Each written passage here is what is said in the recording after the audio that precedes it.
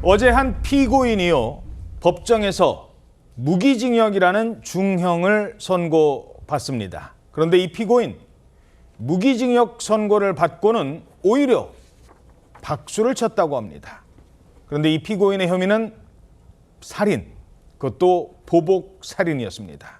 사람을 살해하고 법정에서는 형량이 나오자 박수를 쳤다는 겁니다. 대체 이 사람 누구였습니까?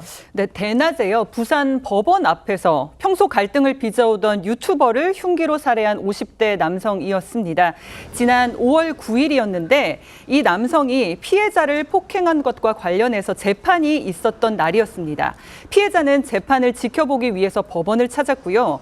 이 가해자는 그런 피해자에게 흉기를 휘둘러서 무참히 살해했습니다. 이 사건이 충격을 줬던 건 당시 피해자가 라이브 방송을 하면서 법원으로 가고 있었거든요. 예. 그래서 그 상황이 고스란히 다 담겨 있었습니다. 저렇게 자기가 이제 방송하면서 움직이고 있다, 나 여기서 뭐 이런 식으로 다 지금 떠벌리면서 갔던 거잖아요. 네, 이 방송을 보고 이 가해자가 찾아왔던 건데요. 갑자기 방송 화면이 크게 흔들리는 모습이 담기면서 이제 충격을 줬는데, 조사 결과 이날 재판정에서 피해자가 진술을 못하게 할 목적으로 이런 범행을 저지른 것으로 진술을 했습니다. 예. 자, 그래서 발생 당시에도 이른바 유튜버들 간에 이런 얘기들이 많이 나왔었거든요. 그런데 이 사람 또 취재진 앞에서는 이런 모습을 보이기도 했었습니다.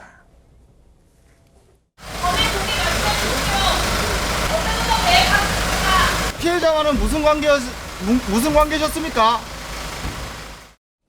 자, 저렇게 카메라 앞에서는 아무 말도 안 했었거든요. 그런데 무기징역이라는 중형을 선고받고는 박수를 쳐요? 예, 그렇습니다. 당시에 이제 가해자는 살인의 고의가 없었다라고 주장을 했지만 재판부에서 피해자의 동선을 사전에 파악한 점, 흉기를 구매한 점 등 치밀하게 계획한 게 인정된다라고 하면서 폭력범죄 전력을 보면 살인범죄를 또다시 범할 위험성이 있어서 사회에서 영구히 격리할 필요가 있다라고 하면서 무기징역을 선고했습니다.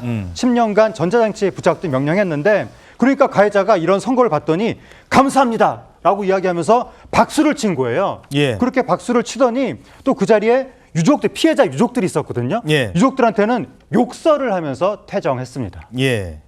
아니, 왜 이런 행동을 하는 걸까요? 전문가는 이렇게 말합니다. 바로 인정 욕구.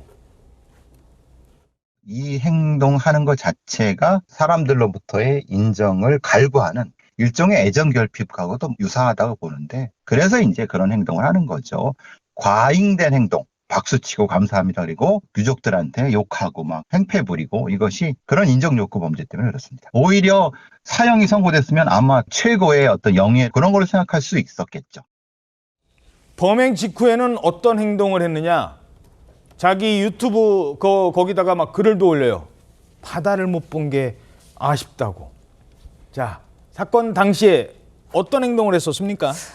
일단 가해자가 그 경북 경주시로 도주를 했는데, 그 도주하는 과정에도 프랜차이즈 이 카페에 들어가서 아이스 아메리카노를 포장해서 마시는 여유를 보였습니다. 게다가 이제 경찰에 검거가 됐어요. 그리고 호성차에 타서도 여기서 본인의 SNS에 글을 올렸습니다.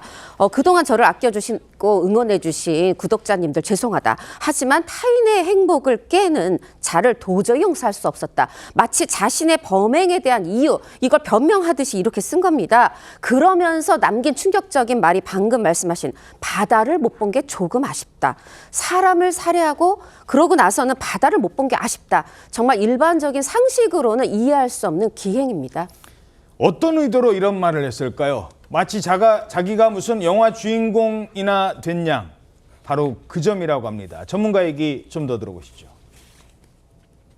사실 바다를 못 봐서 그건 자기가 원래 계획했던 것, 그리고 자기가 어떻게 죽이고 감옥에 가서도 뭘 하고 이런 계획을 자신을 우상화하는 팬들한테 얘기하고 그것을 완성시키고 그것에서 인정받는 그 행위를 못했다는 것이 아쉬울 뿐이라고 얘기하는 겁니다. 아니, 근데 무기징역이 나왔는데 그 앞에서 박수를 친다? 이건 유족들도 화가 날 일이지만 판사도 더 화가 날 것 같아요. 향후 이 사건 항소심으로 옮아갈 것 같은데 스스로를 올가매는 행동을 하고 있습니다. 이 사건은 특가법상 보복살인이라 일반 살인보다 법정형 자체가 높습니다. 여기에다 계획적 범행인데다 잔혹한 범행 수법으로 보여서 형량이 가중될 수밖에 없는데 특히 반성 없는 태도는 매우 중요하게 적용합니다.